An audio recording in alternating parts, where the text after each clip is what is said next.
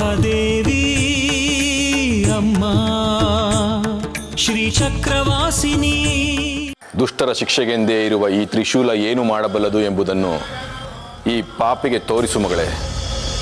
ಓಂ ಶಿವೋಹಂ ಓಂ ಶಿವೋಹಂ ರುದ್ರನಾಮಂ ಭಜೇಹಂ. ಇದೀಗ ಈ ಶ್ರೀಚಕ್ರ ಸ್ವರೂಪಿಣಿಯಲ್ಲಿ ಐಕ್ಯವಾಗಿರುವ ಶ್ರೀಚಕ್ರ ಲೋಕ ಕಲ್ಯಾಣಕ್ಕಾಗಿ ಹೊರಗೆ ಬರುವ ಸಮಯವಾಗಿದೆ. ಅದಕ್ಕೆ ಈ ಮಗು ಮರಕತಲಿಂಗ, ಸ್ವರ್ಣಲಿಂಗ, ಮಾಣಿಕ್ಯಲಿಂಗ, ಫಣಿಲಿಂಗ, ಭಸ್ಮಲಿಂಗಗಳಾದ ಪಂಚಲಿಂಗಗಳನ್ನು ತಂದು ಪ್ರತಿಷ್ಠಾಪನೆ ಮಾಡಬೇಕು.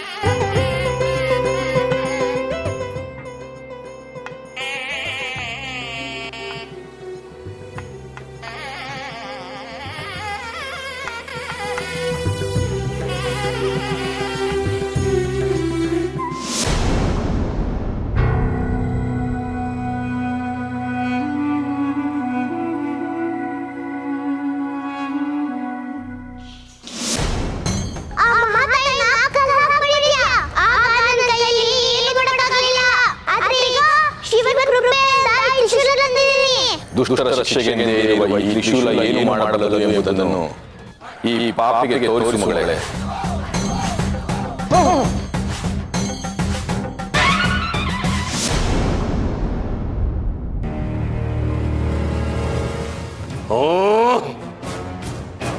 ತಪ್ಪಿಸ್ಕೊಂಡ್ಬಿಟ್ರು, ನನ್ನ ಬಂಧನದಿಂದ ಅಮ್ಮನವರು ತಪ್ಪಿಸ್ಕೊಂಡ್ಬಿಟ್ರು.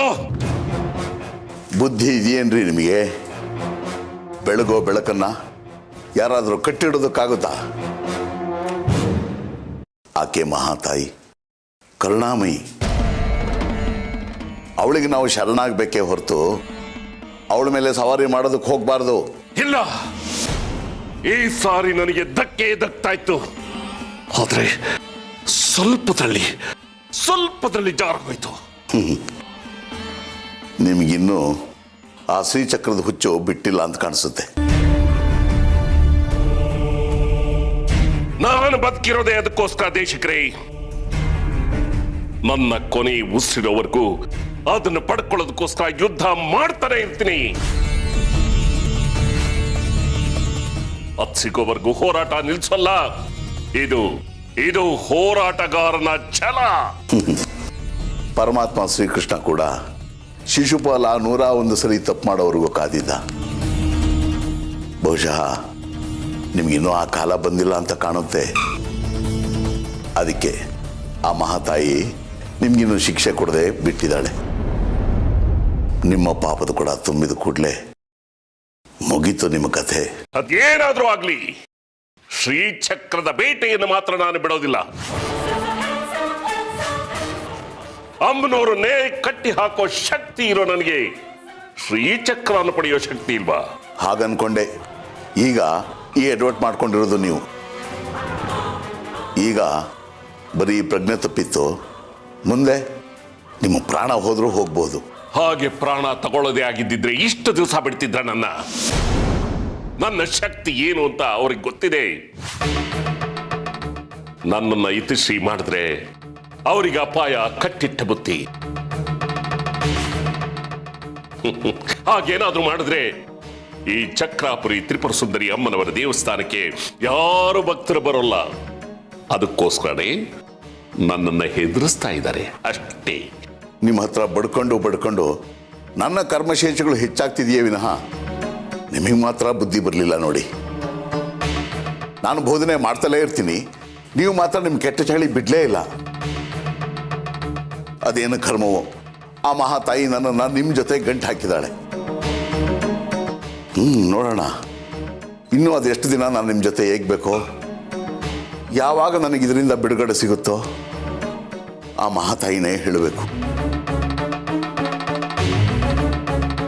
ನೀವು ಹೀಗೆ ಭಜನೆ ಮಾಡ್ತಾ ಇರಿ, ನಾನು ಮನೆಗೆ ಹೋಗಿ ಶುದ್ಧಿ ಮಾಡಬೇಕು. ಅದೇನು ತ್ರಿಶೂಲನೋ ಅದೇನು ಬೆಂಕಿನೋ ಹಬ್ಬ ಮೈಕೆ ಎಲ್ಲ ಸಿಕ್ಕಾಪಟ್ಟೆ ನೋಡ್ತಾ ಇದೆ. ಮೇಘಗಿರಿ ಎನ್ನ ಬೆಟ್ಟದಲ್ಲಿ ನೀಲಕಂಠನ ಕೈನಲ್ಲಿ ತ್ರಿಶೂಲ ಪ್ರತಿಷ್ಠಾಪನೆ ಆಗಿದೆ. ಆ ತ್ರಿಶೂಲವನ್ನು ತಂದರೆ ಎಂತಹ ಬಂಧನವಾಗಿದ್ರೂ ಪರಿಹಾರ ಸಿಗುತ್ತೆ. ನಾನು ಈಗಲೇ ಹೋಗಿ ಆ ತ್ರಿಶೂಲನ ತಂದ್ಬಿಡ್ತೀನಿ.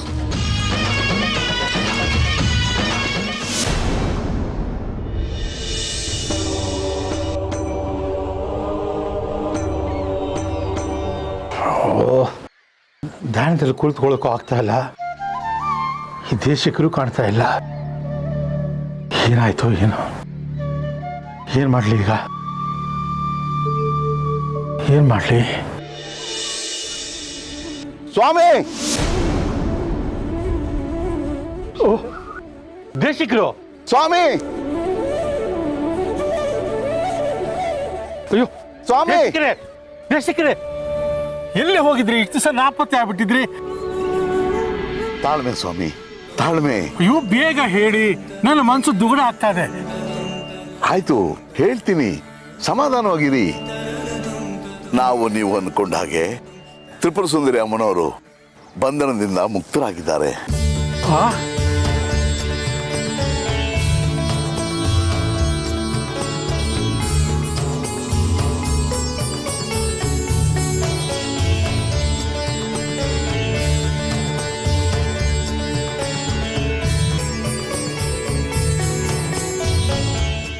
ಏನು? ಇನ್ನೊಂದು ಸರ್ತಿ ಹೇಳಿ. ತ್ರಿಪುರ ಸುಂದರಿ ಅಮ್ಮನವರು ಬಂಧನದಿಂದ ಬಿಡುಗಡೆ ಆದ್ರು. ಸತ್ಯವಾಗ್ಲೂ ಹೇಳ್ತಿದ್ದೀರಾ? ಸತ್ಯವಾಗ್ಲೂ ಸ್ವಾಮಿ. ಒಟ್ಟಿನಲ್ಲಿ ಈ ದೇವ ಸಂಕ್ರಾಂತಿ ಸಮಯದಲ್ಲಿ ಅಮ್ಮನವರು ಬಂಧನದಿಂದ ಬಿಡುಗಡೆ ಆದ್ರಲ್ಲ, ಅಷ್ಟು ಸಾಕು ಸ್ವಾಮಿ, ಅಷ್ಟು ಸಾಕು. ಅಮ್ಮನವರು ಎಲ್ಲರಿಗೂ ಒಳ್ಳೇದು ಮಾಡಲಿ. ಈ ಸಮಯದಲ್ಲಿ ಸೂರ್ಯದೇವ ತನ್ನ ಕಿರಣಗಳಿಂದ ಅಮ್ಮನವರಿಗೆ ಅಭಿಷೇಕ ಮಾಡೋದನ್ನು ನೋಡಿ ಕಣ್ತುಂಬಿಕೊಳ್ಳೋಣ. ಈ ದಿವ್ಯ ಅನುಭವ ನಮ್ಮ ಜೀವನದಲ್ಲಿ ಇನ್ಯಾವತ್ತೂ ಸಿಗುವುದಿಲ್ಲ. ಒಟ್ಟಿನಲ್ಲಿ ಈ ಸಂಕ್ರಾಂತಿ ಹಬ್ಬ ಎಲ್ಲರಿಗೂ ವಿಶೇಷವಾಗಿದೆ. ಹೌದು ಸ್ವಾಮಿ, ತಮ್ಮ ಮಾತು ಅಕ್ಷರಶಃ ಸತ್ಯ. ಮತ್ತೆ ನಮ್ಮ ಜೀವಿತಾವಧಿಯಲ್ಲಿ ಇಂಥ ದಿವ್ಯ ಅನುಭವ ಆಗುವುದು ಅನುಮಾನನೇ ಸರಿ. ಈಗ ನಮ್ಮ ಪಾಲಿಗೆ ಸಂದಿರೋದೆ ಅದು ಯಾವ ಜನ್ಮದ ಪುಣ್ಯನೋ ಏನೋ. ಅಮ್ಮನವ್ರಿಗೆ ಕೋಟಿ ಕೋಟಿ ನಮನಗಳು. ಇಲ್ಲೇ ನಿಂತು ನಮನಗಳು ಅಂತ ಹೇಳೋದಕ್ಕಿಂತ ಅಮ್ಮನವ್ರ ದೇವಸ್ಥಾನಕ್ಕೆ ಹೋಗಿ ದೀರ್ಘದಂಡ ನಮಸ್ಕಾರ ಮಾಡೋಣ. ಬನ್ನಿ ಹೋಗೋಣ. ಆಯ್ತು, ಬನ್ನಿ.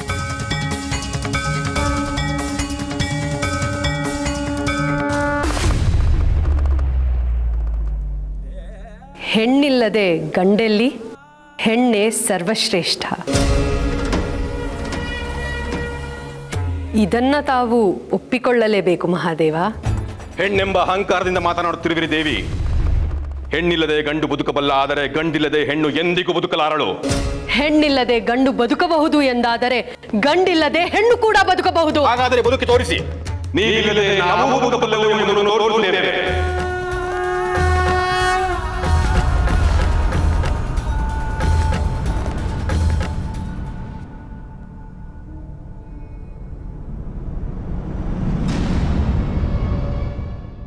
ನಾನು ಬಂಧನಕ್ಕೊಳಗಾಗದೇ ಇದ್ದಿದ್ರೆ ನೀವು ಬರ್ತಾನೇ ಇರಲಿಲ್ಲ ಅಲ್ವಾ ಸ್ವಾಮಿ? ನಿನ್ನನ್ನು ಬಂಧನದಿಂದ ಮುಕ್ತಿಗೊಳಿಸಲೆಂದೇ ನಾವು ಮೇಘಗಿರಿಯಿಂದ ಇಲ್ಲಿಯವರೆಗೂ ಬಂದಿದ್ದು ದೇವಿ. ನಿಮ್ಮನ್ನ ಕಾಣೋದಕ್ಕೆ ನಾನು ಬಂಧನಕ್ಕೊಳಗಾಗಬೇಕಾಗಿತ್ತು. ನಿಮ್ಮದು ಎಂಥ ಕಲ್ಲು ಮನಸ್ಸು. ಶಿವನೆಂದರೆ ಕಲ್ಲು, ಕಲ್ಲು ಕರಗಿದರೆ ಮೋಕ್ಷ. ಈಗಲಾದರೂ ಒಪ್ಕೊಳ್ಬೋದಾ ಪಾರ್ವತಿ, ಗಂಡೇ ಉತ್ತಮ ಎಂದು? ನನಗಾಗಿ ನಿಮ್ಮ ಕಲ್ಲು ಮನಸ್ಸನ್ನ ಕರಗಿಸಿಕೊಂಡು ನನ್ನ ಬಂಧನ ಮುಕ್ತಿಗಾಗಿ ಬಂದಿದ್ದೀರಾ. ಇದೊಂದು ಅಮೃತಗಳಿಗೆ. ಈಗ್ಯಾಕೆ ಮೇಲು ಕೀಳುಗಳ ಚರ್ಚೆ? ಶಿವ ಪಾರ್ವತಿಯರು ಸೇರಿದ್ರೆ ತಾನೆ ಲೋಕ ಕಲ್ಯಾಣ. ನಿನ್ನ ಮಾತು ಒಪ್ಪುವಂಥದ್ದೇ ಪಾರ್ವತಿ. ಗಂಡು ಹೆಣ್ಣು ಸಂಸಾರದ ಬಂಡಿಯ ಎರಡು ಚಕ್ರಗಳು. ಎರಡು ಸಮನಾಗಿ ಸಾಗಿದ್ದಲ್ಲಿ ಸಂಸಾರ ನಿರಾತಂಕವಾಗಿ ಸಾಗುತ್ತದೆ. ಅವೆರಡರಲ್ಲಿ ಒಂದು ಹೆಚ್ಚು ಕಮ್ಮಿಯಾದರೂ ಬಂಡಿ ಸಾಗಲಾರದು.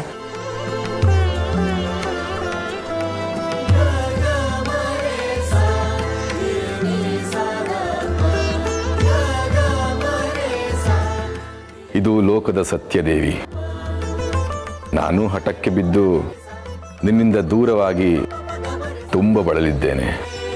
ನಾನೂ ಕೂಡ ನೀವಿಲ್ಲದ ಕೈಲಾಸದಲ್ಲಿ ಒಬ್ಬಂಟಿಯಾಗಿ ಶಿಕ್ಷೆಯನ್ನ ಅನುಭವಿಸಿದ್ದೀನಿ.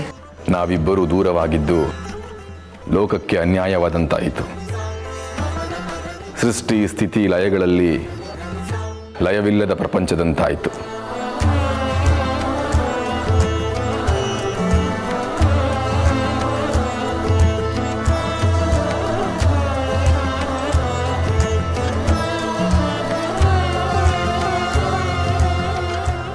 ಹೌದು ಸ್ವಾಮಿ, ಮಾನವರು ಸಣ್ಣ ಪುಟ್ಟ ಗೊಂದಲಗಳನ್ನು ಸೃಷ್ಟಿ ಮಾಡಿಕೊಂಡು ದೂರವಾಗುವುದು ಸಹಜ.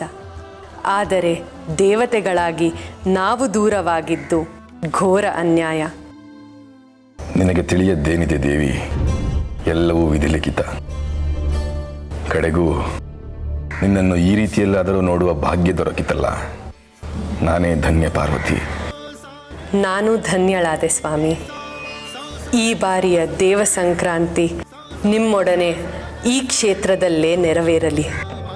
ನೀವು ನನ್ನ ಪಕ್ಕದಲ್ಲಿಯೇ ತ್ರಿಶೂಲಧಾರಿಗಳಾಗಿ ಇರಬೇಕು ಸ್ವಾಮಿ.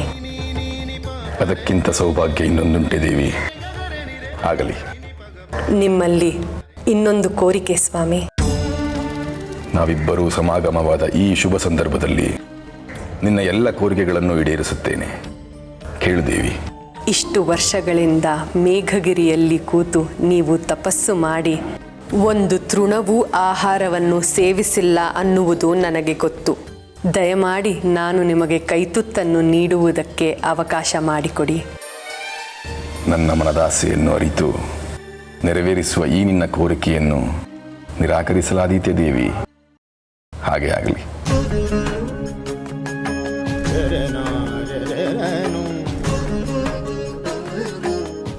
ಹಿರಣ್ಮಯಿ,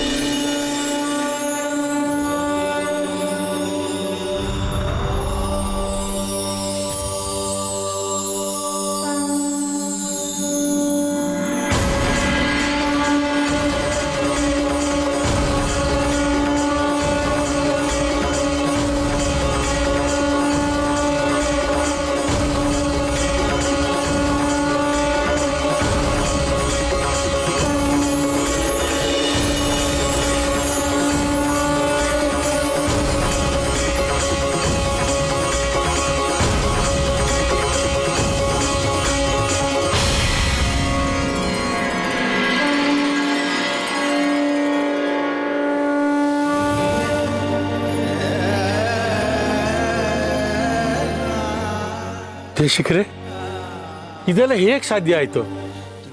ಅಮ್ಮನವ್ರನ್ನ ಬಂಧನದಿಂದ ಬಿಡಿಸಿದ ಆ ಪುಣ್ಯಾತ್ಮರು ಯಾರು?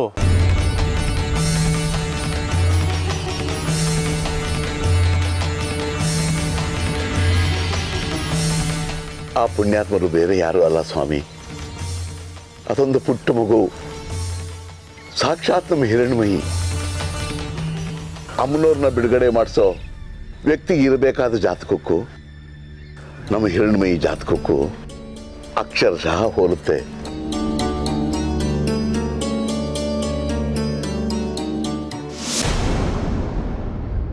ಸ್ವಾಮಿ ಹಿರಿಕ್ರೆ, ದಯವಿಟ್ಟು ನಮ್ಗೆ ಕ್ಷಮಿಸ್ಬಿಡಿ, ತಿಳಿದೇ ದೊಡ್ಡ ತಪ್ಪು ಮಾಡಿಬಿಟ್ವಿ. ಹೋಗಲಿ ಬಿಡಿ, ತಪ್ಪು ಅಂದ್ರೇ ತಿಳಿದೇ ಮಾಡೋದು. ತಿಳಿದೇ ಮಾಡಿದ ತಪ್ಪಿಗೆ ನೀವು ಬೇಜಾರು ಮಾಡ್ಕೋಬೇಡಿ. ಯಾರ್ದ ಮಾತು ಕೇಳ್ಕೊಂಡು ಹಿಂದೂ ಮುಂದೆ ಯೋಚನೆ ಮಾಡಿದೆ, ನಿಮ್ಮ ಮೇಲೆ ಕೈ ಮಾಡಿಬಿಟ್ವಿ. ಇನ್ನು ಮುಂದಾದರೂ ಸ್ವಲ್ಪ ವಿವೇಚನೆಯಿಂದ ನಡ್ಕೊಳ್ಳೋದನ್ನ ಕಲೀರಿ. ಯಾರದ್ದ ಮಾತು ಕೇಳಿಕೊಂಡು ಹಿರಿಯರನ್ನ ಹೊಡೆದು ಬಡ್ದು ಮಾಡಬಾರ್ದು. ನೀವು ಮಾಡೋ ಈ ದುಷ್ಕೃತ್ಯದಿಂದ ಈ ಊರಿಗೂ ಅಮ್ಮನವ್ರಿಗೂ ಕೆಟ್ಟ ಹೆಸರು ಬರುತ್ತೆ ಅನ್ನೋದನ್ನು ಸ್ವಲ್ಪ ತಿಳ್ಕೊಳ್ಳಿ. ತಪ್ಪಾಯ್ತು ಸ್ವಾಮಿ, ಇನ್ಯಾವತ್ತೂ ಈ ಥರ ನಡ್ಕೊಳ್ಳಲ್ಲ.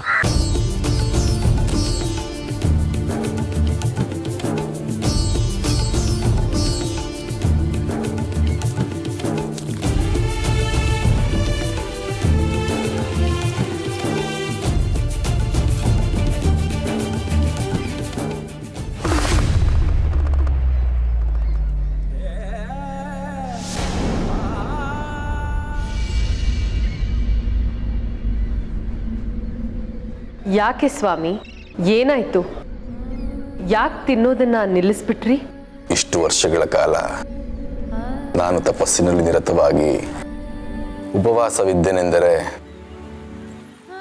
ನೀನು ನನಗಾಗಿ ಕಾದು ವ್ಯಥೆಪಟ್ಟು ಖಂಡಿತವಾಗಿಯೂ ಏನನ್ನು ತಿಂದಿರಲಾರೆ ಎಂಬುದು ನನಗೆ ಗೊತ್ತಿದೆ ದೇವಿ.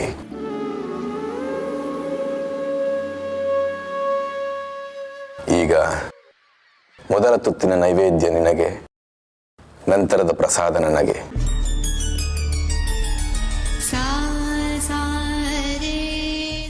ಸರಿಯೇ? ಇಲ್ಲಿ ಕೈ ನೀಡು.